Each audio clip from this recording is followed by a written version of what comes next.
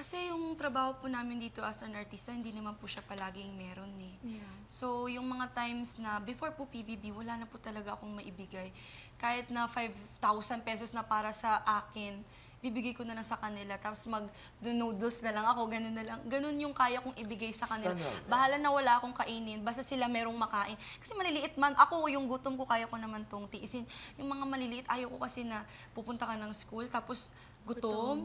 Yun yung ano ko, Tito Boy, nilalaban ko talaga sa sarili ko ngayon. Kaya ngayon, I make sure na every week may pagkain ang ref, may supplies kayo dyan, hindi kayo magugutom. Yung pag-aaral nyo na lang yung paghirapan nyo. Yung baon, ako na yan, inad ko na lahat, Tito Boy, para sabihin kung sabihin man ng iba na baka mag-rely sa'yo yung parents mo, I always talk to them.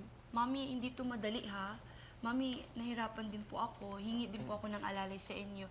So, tulong-tulong po tayo dito. Naririnig natin yan sa maraming mga breadwinners, di ba? Hindi ito madali.